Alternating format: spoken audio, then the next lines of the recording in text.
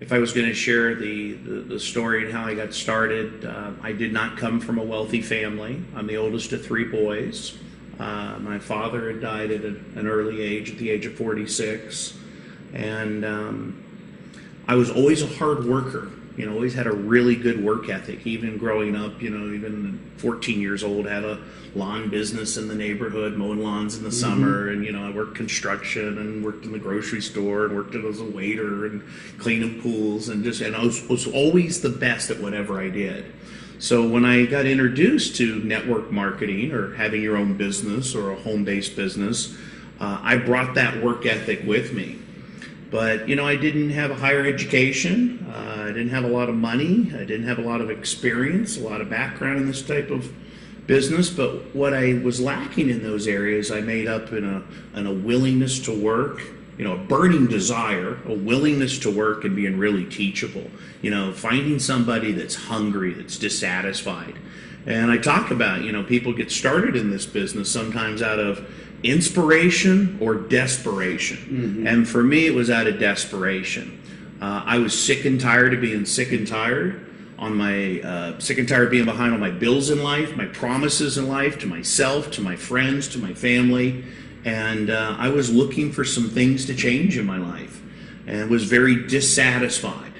So when I got introduced to the opportunity, I became a customer first, which, really in this business, the first step is to become a satisfied customer, a raving fan customer, where you have that passion and that belief in your product or service. And then I found out there was an opportunity where an average person with an above average desire could earn an above average income. So I went to work on myself. I'll never forget, I came home after my first meeting, and you know how we all have a list of excuses? I had that list of excuses of, the experience or the age. I was in my early 20s, no money, no experience, no background. But I made it up in some other areas, and I decided, look, you can make money or you can make excuses, but you can't make both. In other words, I tore that list of excuses up, and I said, Jim Rohn's right. For things to change, you got to change. And for things to get better, you've got to get better.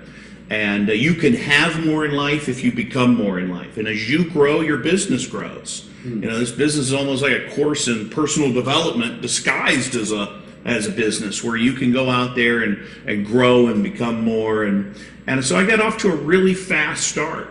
I understood what Zig said, you can have, if you help enough other people get what they want in life, you can have everything you want in life. So I got off to a really quick start, started sharing the product, sharing the opportunity, building a team. Before you go any farther, let me just back up for a second, because there's so many little gems in there, like little nuggets, and anybody who's ever watched any things that I've talked about, what do I always said? There are three elements that you have to have: a burning desire, a willingness to work, and being coachable. Guess where I got that? This guy right here. I've been repeating it for 20 plus years because it's the absolute truth. Sure.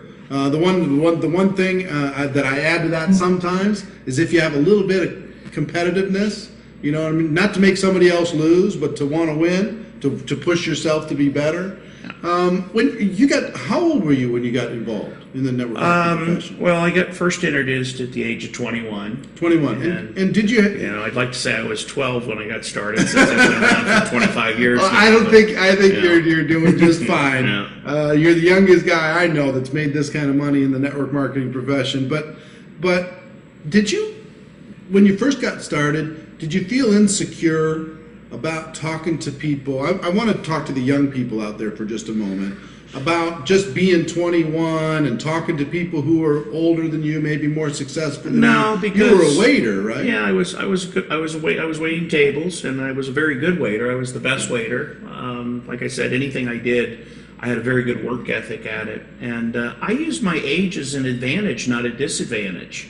I was able to get into some doors and get some people's opinion, and I would always tell them, people that were older than me, maybe connections through my family or people that I respected, I always tell them, look, I value your opinion, I respect you, I'm a young guy just getting started out in this, and I really would appreciate your opinion So on you it. use the indirect approach, built up their ego a little bit. Absolutely, and it was a way to get into some doors in the very beginning with some people that maybe, and I had no fear, no fear of rejection, and because I always tell people the longest journey in life is from the head to the heart.